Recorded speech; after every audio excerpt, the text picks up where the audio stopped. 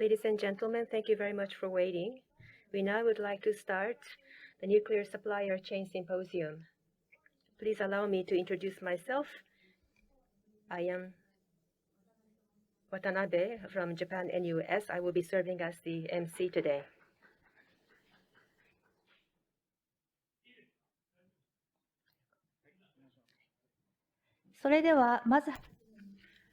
So first, on behalf of the organizer, Yasutoshi Nishimura, the Minister of Economy, Trade and Industry, will give the opening remarks.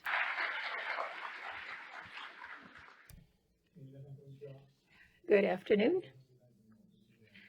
I'm Yasutoshi Nishimura, Minister of Economy, Trade and Industry. I would like to offer my greetings at the opening of the Nuclear Power Supply Chain Symposium. It was kind of hectic, but in implementing and promoting the nuclear policy, we have to be very calm and have to do this in a very calm manner. So let's not panic. Now, we understand that the global energy supply and demand structure is now at the historic turning point. And as a means of resolving the global challenges of realizing a decarbonized society and energy security at the same time, there has never been a time where nuclear power is attracting so much attention. I understand many of you are from the nuclear industry, and Japan's nuclear industry has accumulated outstanding technology and human resources for more than half a century. I've been involved in the energy policy in the ministry, and since I became the minister last year, I have visited manufacturing sites and supply chain sites that stand at the forefront of nuclear industry and have seen with my own eyes the world's most advanced technological capabilities that we are very proud of in Japan. At the same time, as you are aware, the Japanese nuclear industry is facing a major crisis since the accident at Fukushima Daiichi. The industry is facing a major crisis. The demand is really declining, and it's very difficult to find the future business opportunities. That has lasted for quite some time. Maintaining and securing the supply chain is the most urgent issue.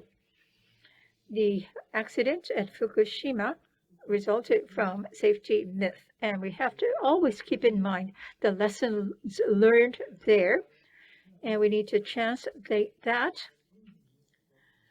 into an engine to change the global energy structure. That is a responsibility. The basic policy for energy, the Act clearly states that we not be caught by safety myth. And so for the very first time, a Japanese law is going to refer to safety myth. And that is currently being deliberated on at the Parliament Diet. And at the basic policy for the realization of a green transition, GX, approved by the Cabinet very recently, new policies are set out, such as replacements with the next generation innovative reactors, as well as the human resources development and maintenance and strengthening of supply chain. So we will be paying close attention to the very details to provide support. And collaborating with the Agency of Natural Resources, the regional bureaus of Economy, Trade and Industry, and Japan Atomic Industry Forum. Today, we are launching Nuclear Power Supply Chain Platform, and we will be providing support. We have many guests from overseas, including IAEA Executive Director Birol, IAEA Director General Grossi.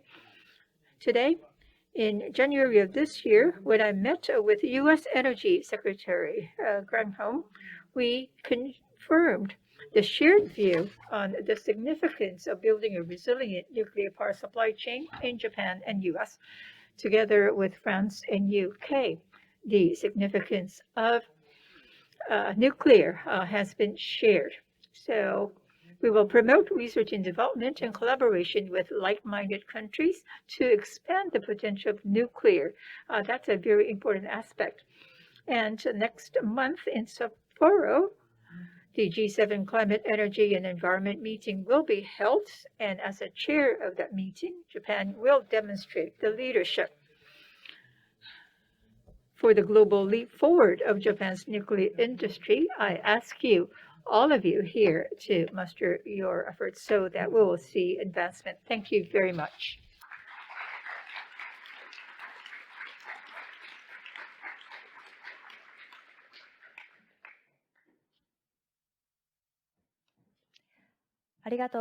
Thank you very much. Minister Nishimura has to leave because of his public engagements, official engagements. Now, we would like to start the keynote speech by Mr. Noriaki Ozawa, Deputy Commissioner of the Agency for Natural Resource and Energy of METI, on the topic of future nuclear policy. Mr. Ozawa, please. Good afternoon, ladies and gentlemen. As introduced, I am Ozawa, Deputy Commissioner of the Agency for Natural Resources and Energy. So we have just heard the minister speak, Mr. Nishimura, and because of the limited time, I will just give some highlights, but introduce what we are doing at the ministry in this field.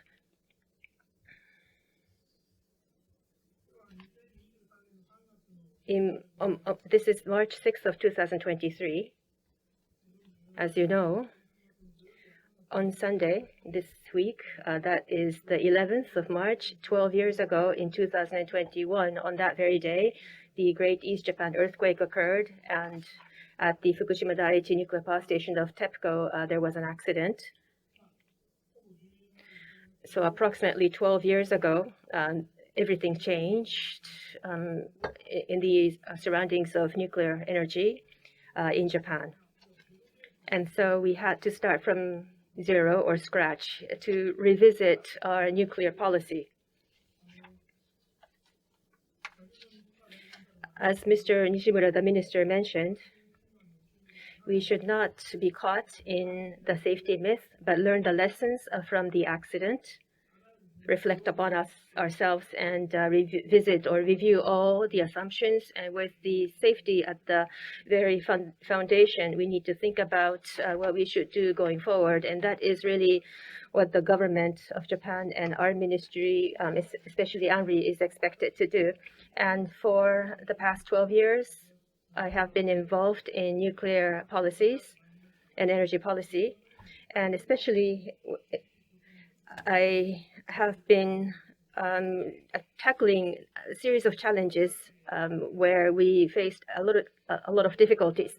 Before the earthquake, I know that you are all in the nuclear sector, and you have been supporting the nuclear power generation, which is making up 1/3 of the power mix or energy mix in Japan. But after the earthquake, that proportion went almost to zero in some years.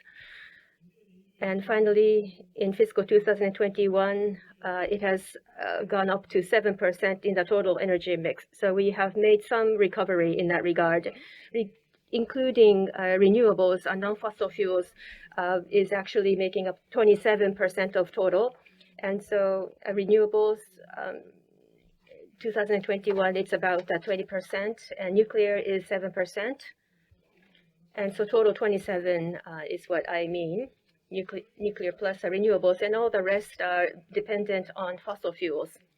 That is really the current status of the energy mix of Japan.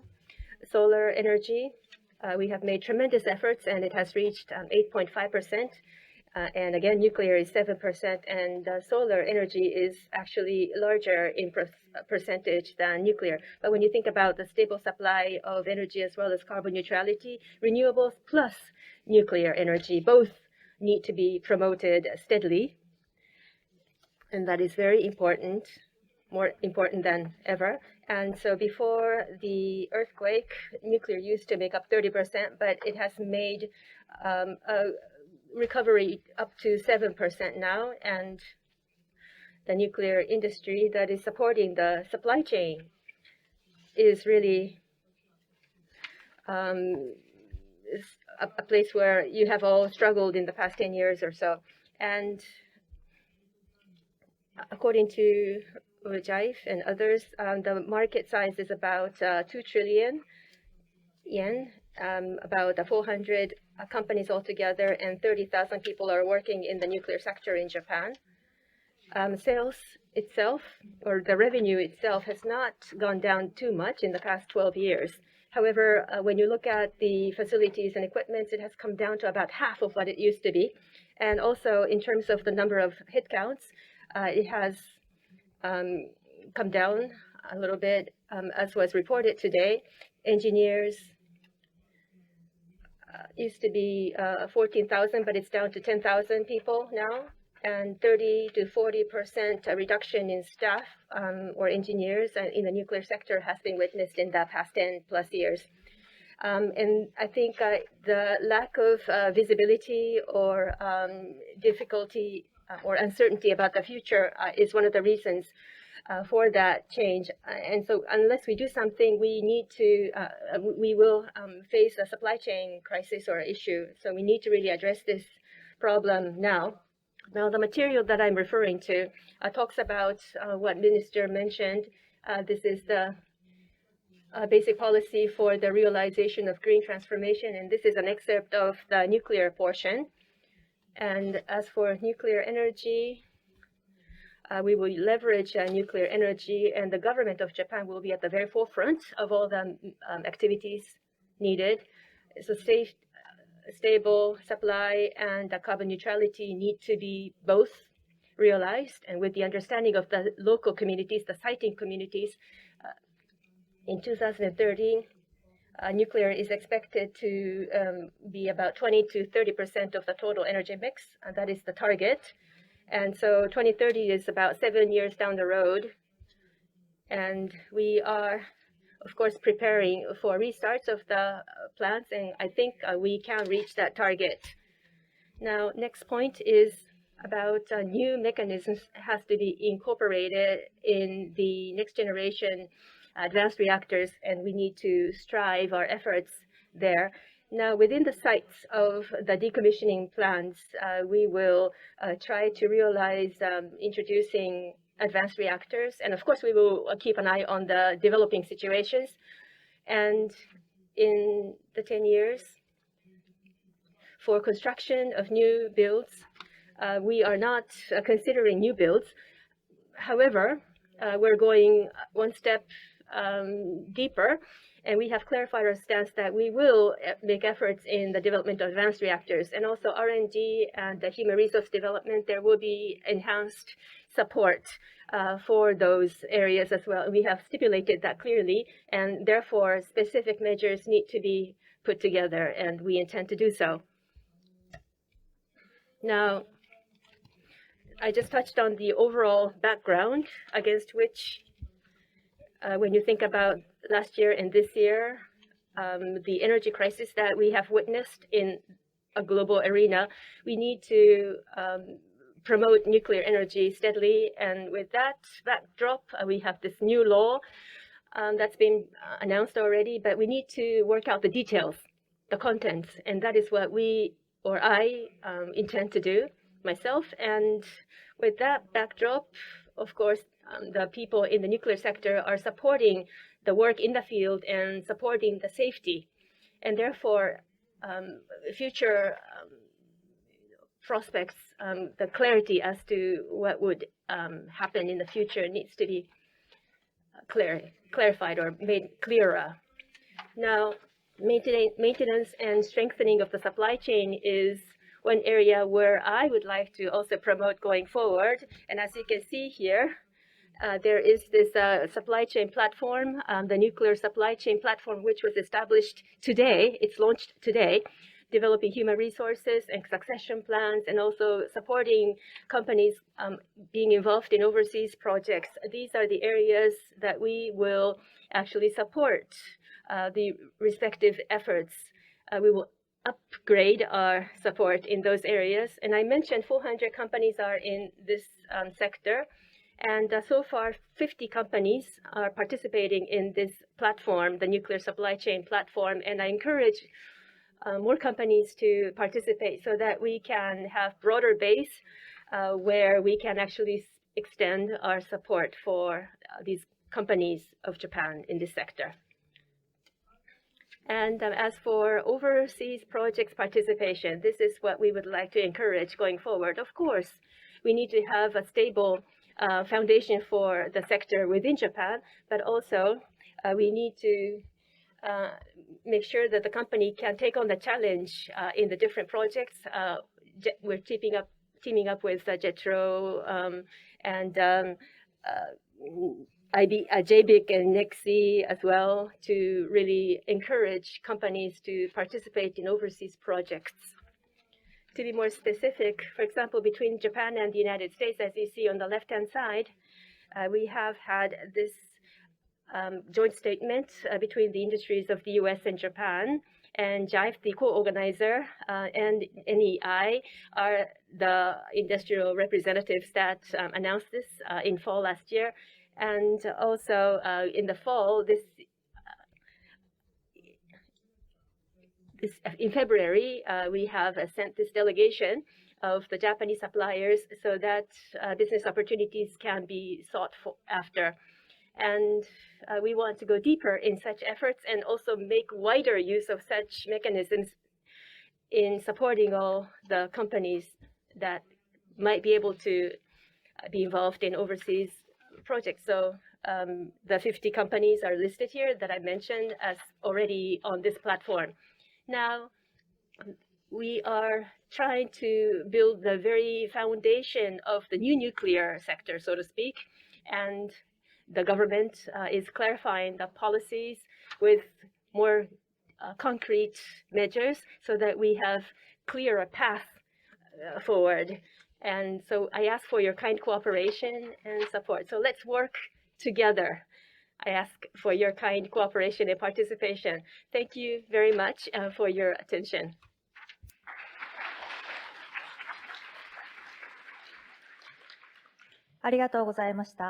Thank you very much. So those of you from the press, we ask you to leave the room. We now move to session 1, Future Vision of the Nuclear Industry.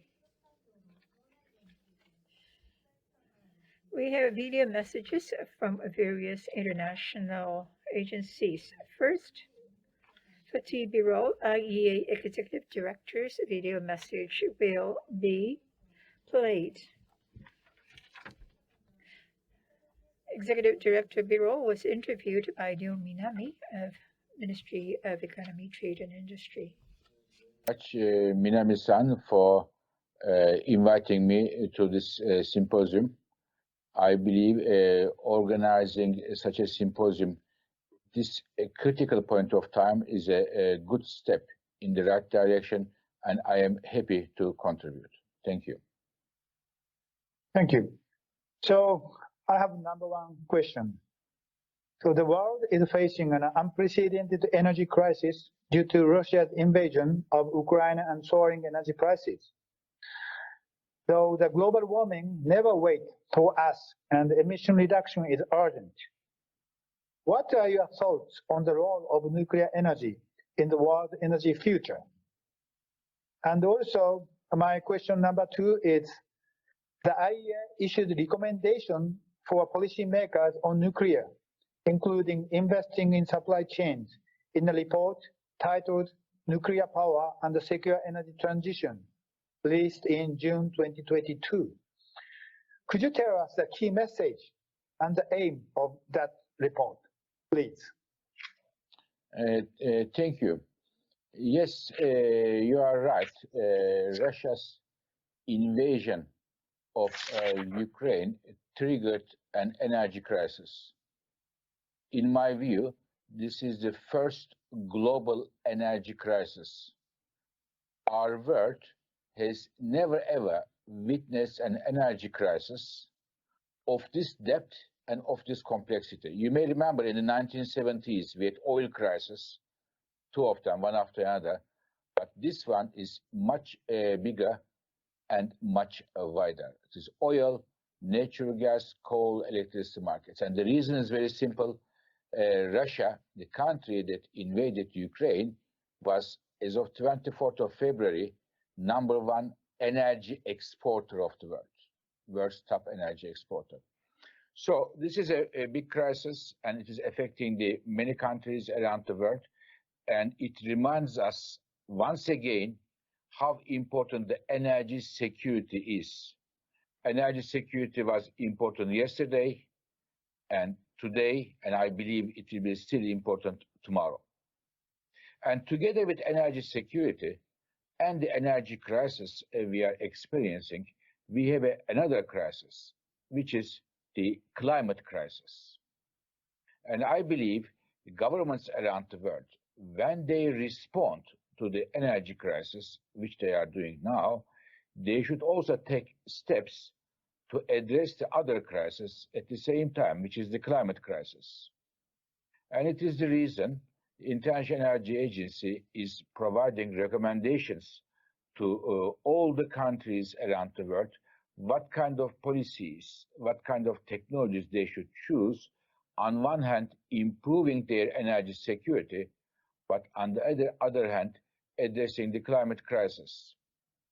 And I am very happy to say that starting with Europe, the region which is at the epicenter of the energy crisis, many countries do consider and implement IAEA's recommendations. Our recommendations range from pushing the renewable energy technologies strongly, solar, wind, but also energy efficiency, hydrogen. But there is one technology which I think needs a special attention, which is nuclear power. And what I am seeing is, and in my view, it's a good news, around the world, there is a very strong comeback of nuclear power. In the countries where they have thought they could phase out nuclear power plant, they changed their mind. They are coming back to nuclear. Sweden, one example here.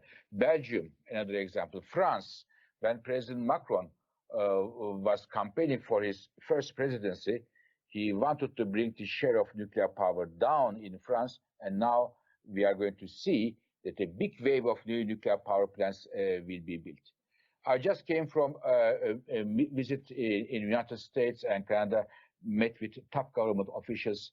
They are very keen, not only extending the lifetime of the existing plants, but also building new power plants and also push the new technologies such as small modular reactors. So from that point of view, I can assure you that I see around the world, in Japan, Korea, Europe, and Americas, and in the developing countries, nuclear is making a strong comeback, and it would be very helpful to address our energy security and climate change issues. Thank you very much. So as you mentioned, Japan has announced the direction of its future nuclear energy policy, aiming to achieve both energy security and decarbonization, including development and the construction of next generation advanced reactors and extension of operation period in order to utilize existing nuclear power plants as much as possible. So could you tell us, what do you think about this Japanese movement? I am very heartened that the Japanese government recently made clear that the nuclear is also going to be an integral part of the Japanese energy mix for energy security reasons, for addressing the climate change, and for also economic reasons. I had the honor to meet only a few weeks ago Prime Minister Kishida here in Paris. And I was very impressed with his determined power, determined position on the nuclear. he reiterated that he thinks nuclear has an important role to play in Japan and beyond. And this is exactly what the International Energy Agency thinks. And in our report, we have mentioned that the sustainable use of nuclear power will be very important for, especially for the countries like Japan, who imports big chunk of its energy for its energy security. Countries like Japan, who has ambitious climate change goals. So therefore, I would like to congratulate Japanese government and the Japanese people for reviewing its nuclear position. This is the last question. So Japan has a wealth of technology and manufacturing experience in nuclear industry, including in the field of advanced reactors, such as large-scale light water reactors, fast reactors, and high-temperature gas reactors. What would be your expectation for Japanese industry? Please. So I agree with you that Japan was one of the leaders around the world until we have seen a pause of pushing the nuclear policies in the country. But after the Fukushima, we have seen that the activities slow down. But Japanese technology is very much sought after technology internationally. And I very much hope that Japan is again back to the stage of technologies, and also not only with the traditional nuclear technologies, but also advanced nuclear technologies be a part of the international competition. And I very much hope that the Japanese industry will have an important share in the global nuclear industry, Japan being a country of rule of law, transparency, accountability of the government. I think it is also good for the global security and the international stability when we look at it from a wider angle. So it is much more than welcome the Japanese industry's efforts in order to be a part of the government's new journey for nuclear power.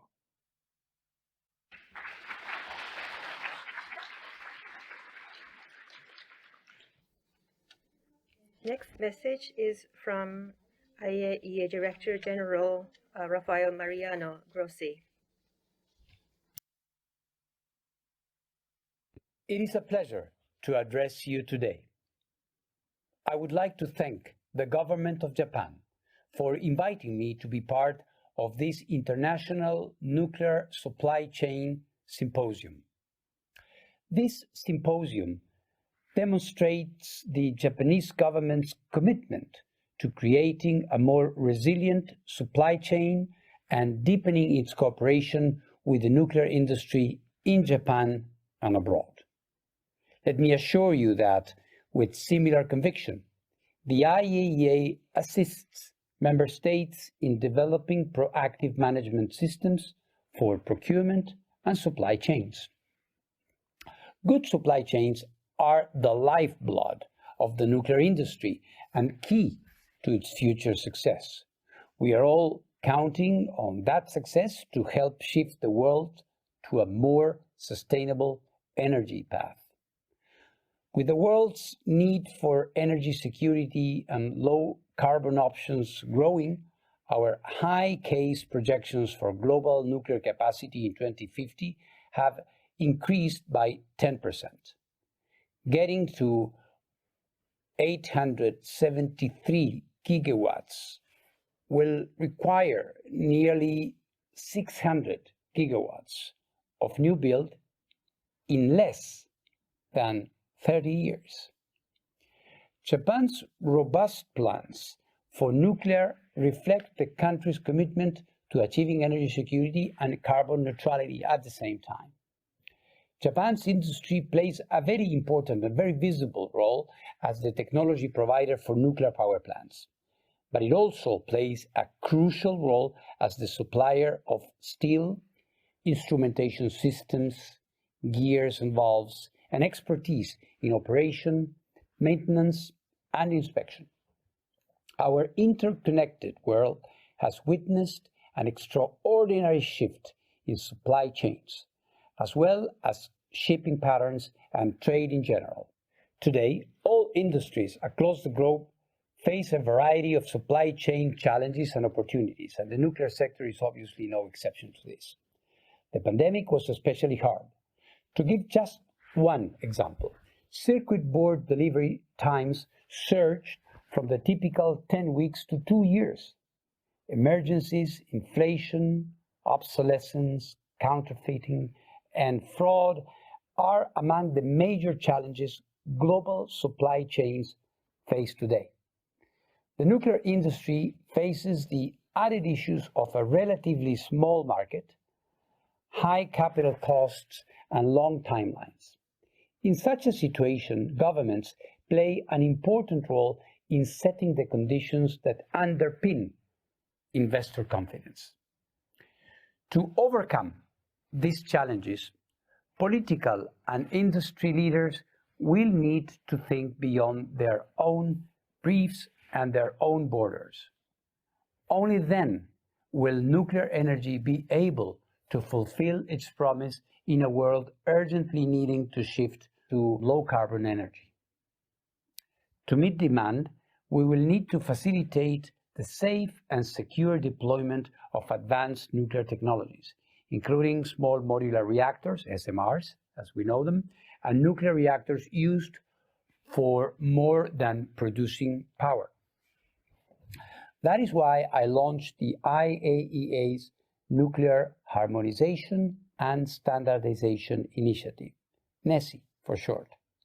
Together with industry and regulators, we are forging new common approaches that will also support international supply chains. So in closing, let me come back to the forecast for nuclear future. Signs point to growing investment flows. The inclusion of nuclear energy in key Japanese policy decisions is one. With its high-level manufacturing processes, world-class research and development, and its experience in design, in operation, and maintenance, Japan has much to offer. Domestic supply chains are able to produce about 10 million parts, with Japanese manufacturers providing major materials and equipment for projects across the world. The IAEA assists member states less advanced in their nuclear journey, including in the crucial areas of safety, security, and safeguards.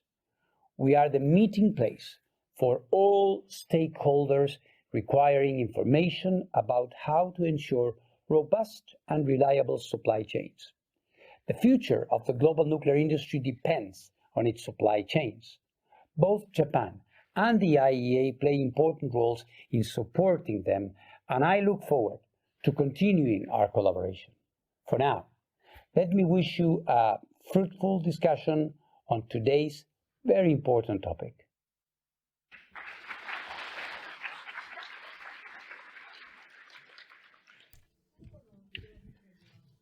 Finally, but not the least, we now have Dr. Sama Bilbao y León, the Director General of WNA, to give the message.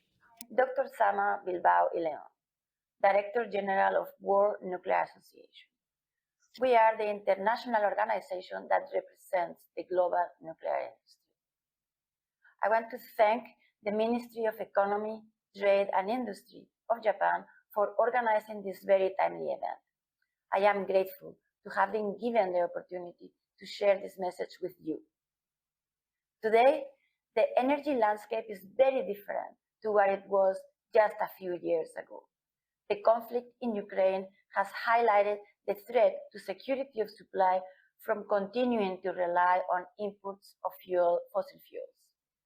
Prices of oil and gas have risen dramatically, particularly in Europe, but also in Asia and elsewhere. Rising energy costs have impacted the broader economy, with inflation spiking globally. These security of supply concerns have intensified efforts to transition towards low-carbon energy sources, amid, of course, the urgent need to reduce global greenhouse gas emissions to net zero by 2050. If these two challenges were not enough, the Global South is also demanding to transition from the current energy poverty situation to having access to abundant, affordable, 24/7 clean energy in support to their development needs. The latest reports from our association on world nuclear supply chain outlook is coming at a time when the supply chain for nuclear power is at the forefront for many stakeholders' agendas, as they look to refurbishments for long-term operation and also to nuclear new build. In both cases, when well-functioning supply chain is at the heart of whether the nuclear energy industry can deliver these projects successfully. So why is a well-functioning supply chain so important? Well, we will not achieve the ambition of international net zero unless we do three things. First, we need to operate our nuclear existing fleet to their design life and even extend the life to beyond 60 or 80 years where appropriate. We also need to build new nuclear capacity at a much accelerated pace. And third, we need to adapt to new business environments, such as sector coupling of heat and electricity for the existing energy grid and also for new industrial customers. Today, there are nearly 60 commercial nuclear power reactors under construction around the world. And there are over 100 more at various degrees of project maturity and planning. Ambitious yet realistic net zero climate scenarios indicate that nuclear capacity will need to grow fourfold by 2050 if we are to meet the Paris Agreement 1.5 degree goal. This means that we are going to need existing nuclear and new nuclear, large reactors, small reactors and micro reactors, traditional reactors and advanced reactors for the production of electricity and for non-electric applications. And it is the supply chain that is going to need to produce the products, the services, the skills, and the innovation, as well as the drive for all these goals to be realized. And I cannot emphasize this enough. It is the supply chain. The prospects are here. The outlook for investment in nuclear new build alone over the next 2 decades could be more than $1.8 trillion. And we are now entering a time when the signals the supply chain has been waiting for are starting to align and shine brighter. We are seeing steps towards greater clarity on projects going ahead. Investment capital opening up in both public and private domains. More partnerships for nuclear equipment supplies. More services and innovation helping deployment of gigawatt scale and SMR projects at an international level. So now, the second question is how to harness this opportunity. In the opinion of World Nuclear Association and our members, we propose these 6 steps. First, we need to encourage an open and transparent business environment for the nuclear supply chain to become more agile and resilient. So this includes leveraging the knowledge from within the nuclear supplier community with ideas and proposals from suppliers and startups who may be new to the nuclear industry. And the second thing would be to turn the talk from governments, industrialists, and utilities about potential refurbishment and new build projects into reality. And certainty in the pipeline of projects going ahead is essential to mitigate the risk of some suppliers that are leaving the nuclear market. Suppliers need confidence to make the long-term planning and investment in their capabilities and in their capacity. Without this, embedding quality, lower cost, and timely delivery for projects will be much more difficult. The third thing that we need is to expand the scope of opportunities for the supply chain within nuclear projects. Nuclear power plants over the next decades will not be seen in isolation as once they were. Rather, they will be seen as the driving force in low-carbon energy hubs, using sector coupling with other energy vectors, such as the production of hydrogen, synthetic fuels, industrial process heat, desalination, and other areas. This can create a massive opportunity to expand business collaborations within the supply chain. Such infrastructures, products, and services to deliver widespread uses of nuclear beyond electricity may open the door for new partnerships within the supply chain. We are starting to see more of this already, with several pilot projects worldwide adapting operating reactors to more industrial uses. The fourth thing would be to create new deployment collaborations in established and newcomer countries. The expansion of the world nuclear fleet into new places creates an opportunity that should not be missed. Increased resilience can be achieved within the international supply chain by building in elements of localization in combination with the global supply chain. And fifth, we need to unlock the potential of enabling technologies and industrial innovation. If we look at some other sectors, such as the aerospace industry or the information technology industry, we see great strides being made over recent years to adopt disruptive innovation and utilize new technologies to move the business domain forward. Our industry should be no different. The speed and ability for the nuclear supply chain to capitalize on use of enabling technologies such as advanced manufacturing, advanced data exploitation, and the use of AI could be a game changer, helping to achieve efficiencies and reduce risks in construction schedules will be very important.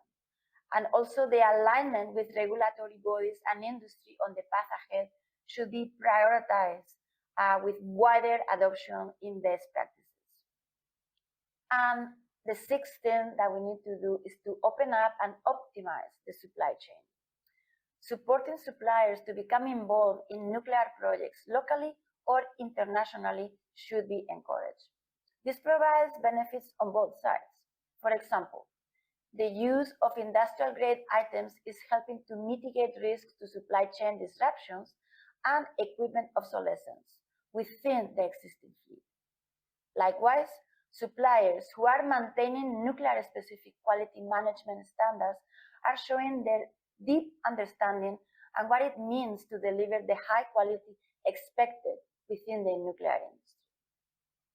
Going forward, greater standardization of both approaches and how we do business may become important when considering the ability to deploy fleets of gigawatt scale and SMR more widely.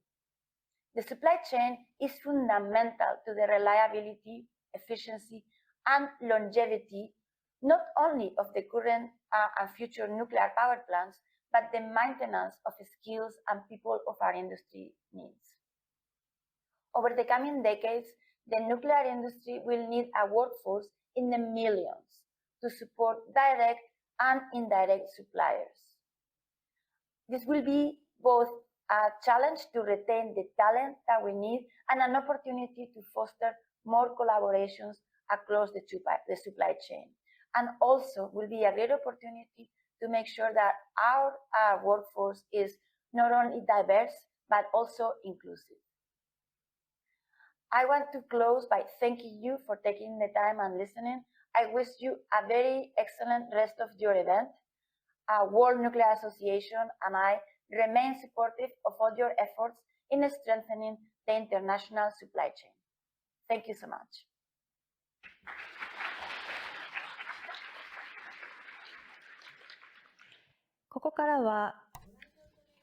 From here, we are going to invite the representatives of the corporations that are present in this room. First, from Westinghouse, Mr. Mustafa Ahmed will talk about the expectations the company has of Japanese companies. Thank you for inviting me to this important symposium. Thank you very much. I'm Mustafa Ahmed. I'm the Chief Engineer for Asia Unit for Westinghouse. I hope you heard what I said. Anyway, I want to share with you some information about the AP1000, our reactor, and how it is important for supply chain to contribute in it. Supply chain is a key element in its success. The AP1000 is a game-changing technology for the nuclear power energy. It is designed with the state-of-the-art technology, proven components, and maximum passive safety features. I stress the word passive. We don't need AC to maintain safety of the reactor. At the same time, it is a simplified design with maximum use of standardization. At this moment, there are 4 units successfully in operation in China, and the 2 about to come commissioned in the USA, Vogtle plant, units 3 and 4.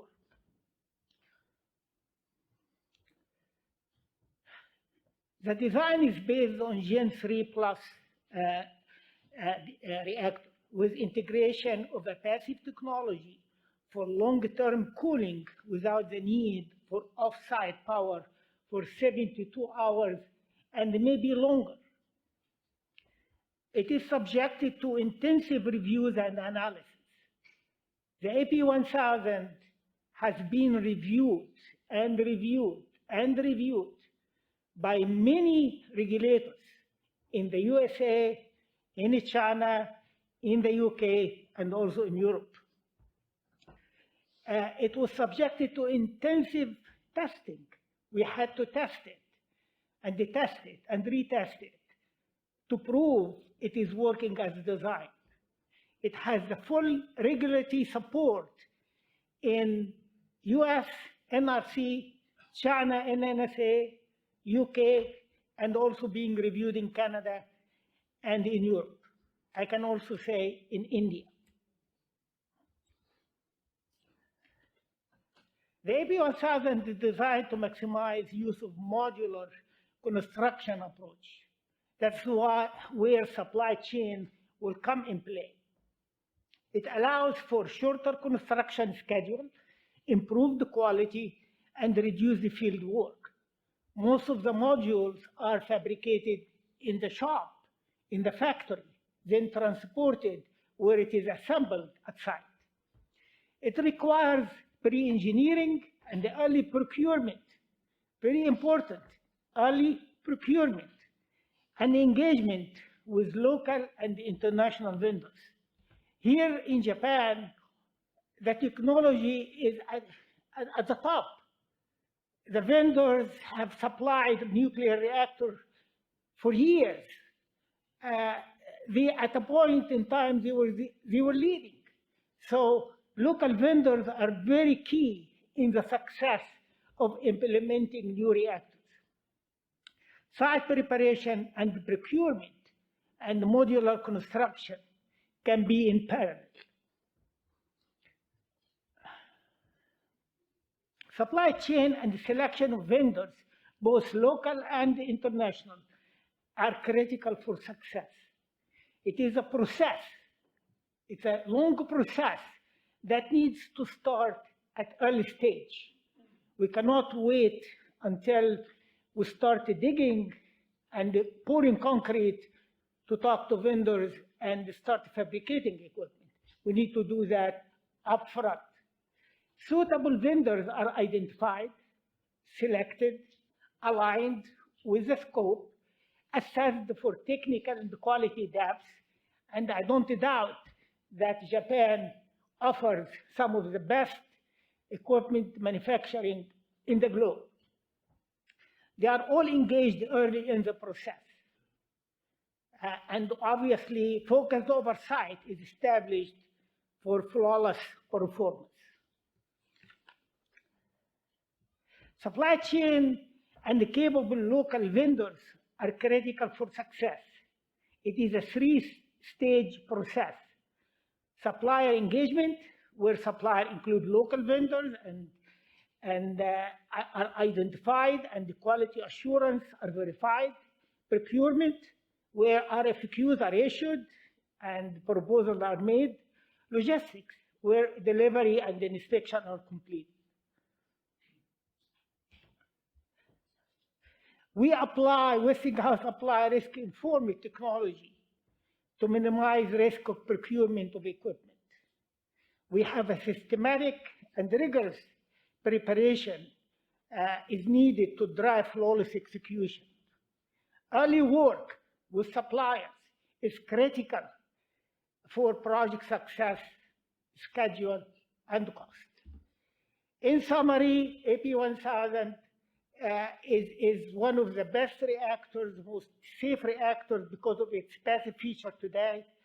A key to success is to engage supply chain early in the process. That's all what I have. Thank you very much.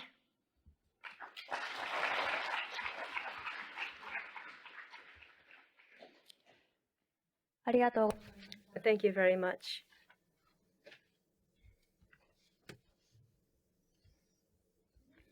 Next is from MHI, the head of nuclear energy systems, Mr. Akihiko Kato will introduce to us the development of advanced light water reactor.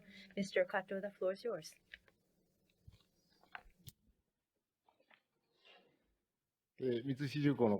I am Kato from MHI, Mitsubishi Heavy Industries.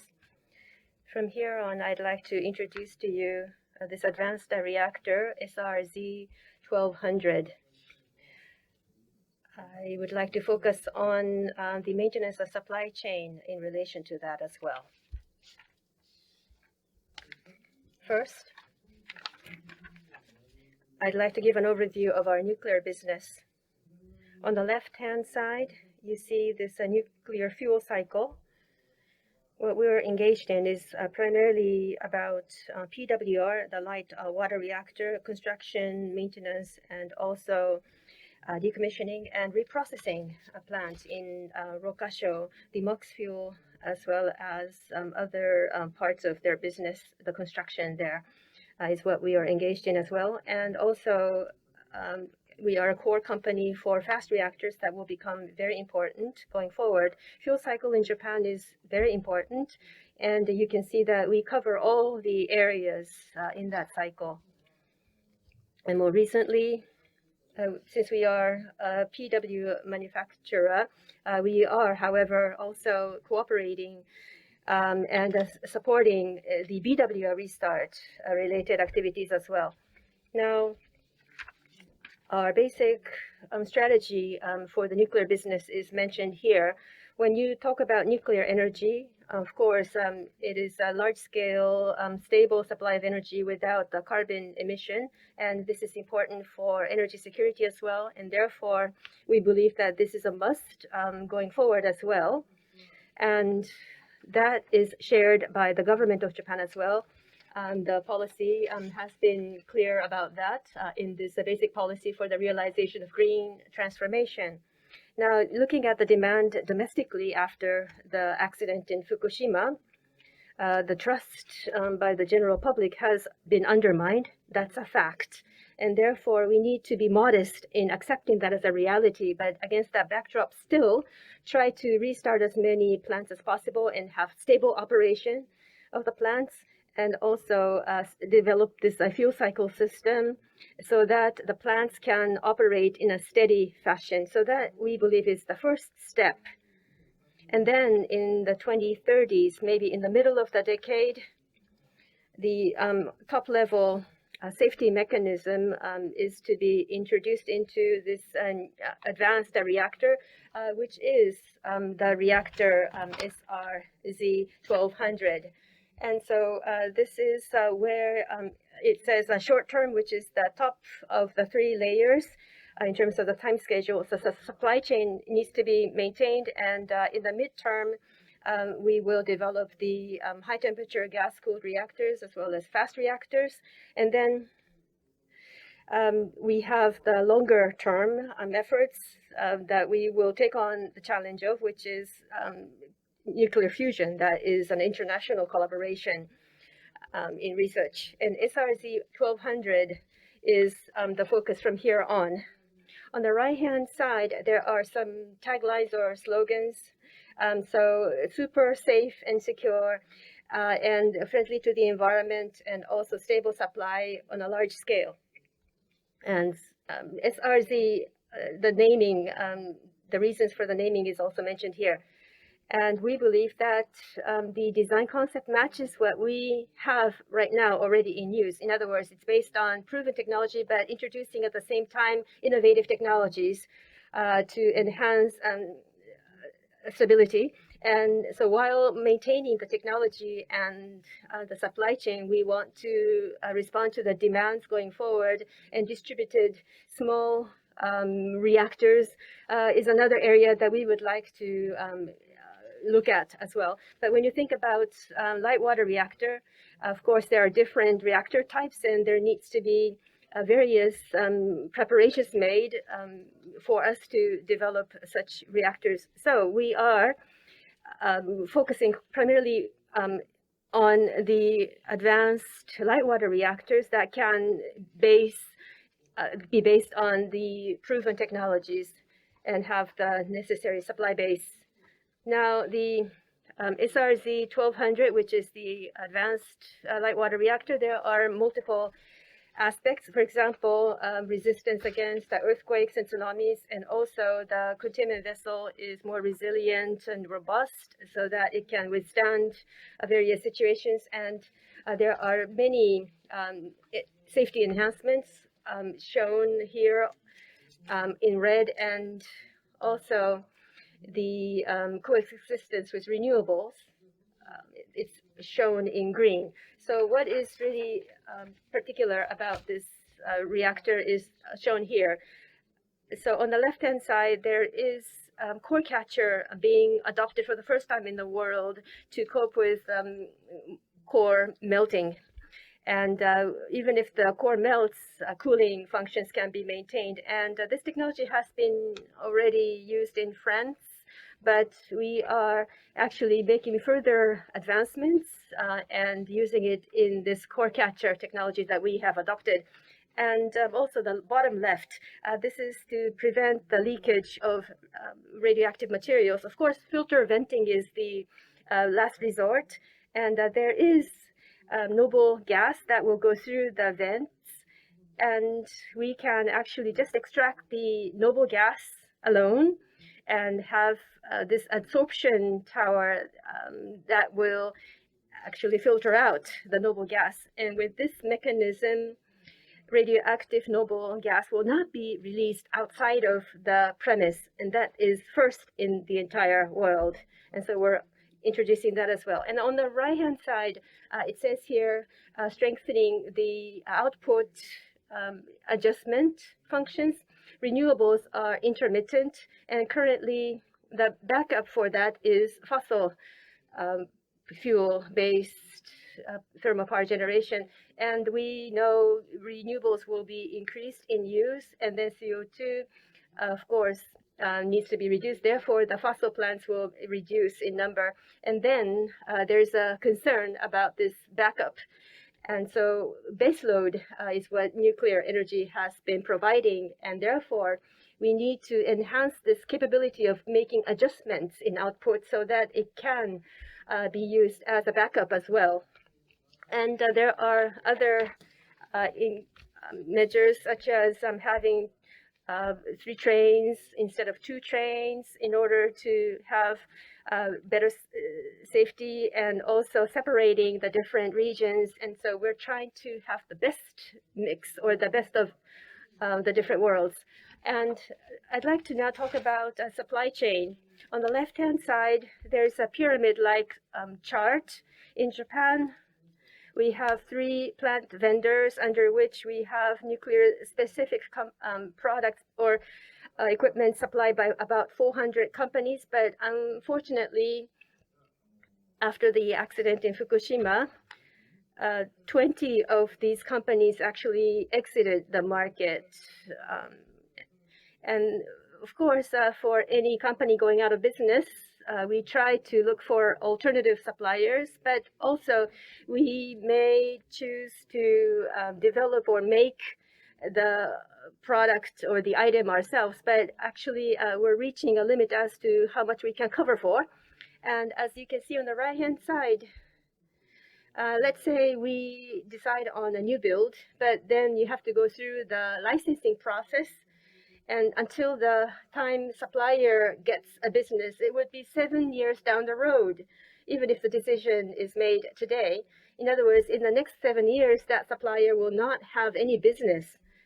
And therefore, if you think about that, in terms of supply chain maintenance, this is the time that we really have to do something about it. Otherwise, it's going to be too late.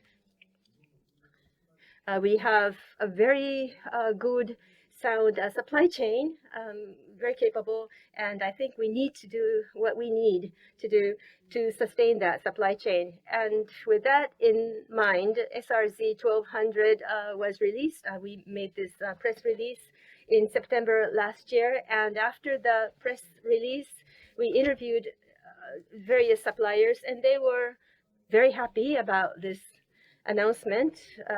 In other words, SRZ 1200 was well received, and we heard the companies saying that they were very much motivated. It was good news for them. And as a plant vendor, I think we have been able to live up to our the expectation to a certain degree. Now, from here on, I'd like to cover advanced reactors that we cover aside from the SRZ 1200. Now, of course, primarily we're focusing on SRZ 1200, as you can see here, but we have the small light water reactors, high temperature gas-cooled reactors, fast reactors, and micro reactors as well. And in developments, of course, we're not doing it alone. We want to collaborate with overseas players as well. For example, in the field of fast reactors, we're teaming up with France and also TerraPower, which is a US company. We are working with them for certain technologies, and also microgrid, or rather micro reactors. We are also collaborating with the United States. And therefore, technical collaboration is the approach that we are taking. Now, I will be brief on this page. These are some of the track records of our businesses in projects abroad. And therefore, there are so many different kinds of advanced reactors, next generation advanced reactors, and this page shows the roadmap. And finally, a summary. I am repeating myself, but nuclear energy does not emit CO2. It's a large-scale, stable source of energy, and with the security of safety as a precondition or prerequisite, we need to continue using nuclear energy. And the advanced technology and quality is a very valuable asset for Japan, and for safe and stable operation of the existing plants, maintenance of the industrial base is a very important aspect. And we're trying to realize both carbon neutrality as well as energy security and stable supply. And we therefore believe that we need to commercialize SRZ 1200 as soon as possible, and also have new builds and replacements together with the business partners. And with the accident in Fukushima in mind, We will, of course, try to support the restart of the existing plants, realizing safe and stable operation after the restart, enhancing further enhancements on a continuous basis, and realize nuclear fuel cycle. And at the same time, we will promote the design of the advanced reactor that is of the highest level of safety. Thank you very much. ありがとうございます。 Thank you very much. I'd like to thank all the speakers for session 1.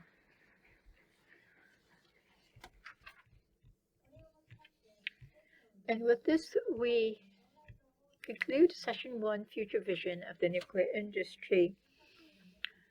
For the next 1 hour or so, until 3 p.m., we'll have the poster session as a side event. After leaving this room, please walk towards the right, and there will be rooms C and B3. And you can see the poster presentations of the technology and overseas projects of the Japanese companies. Coffee and other beverages are provided as well. Before you leave the room, please make sure that you leave the receivers for simultaneous interpretation services on your table. For those of you who are participating online, we do have the screen presentations of the different poster presenters. The next session will begin at 3 p.m.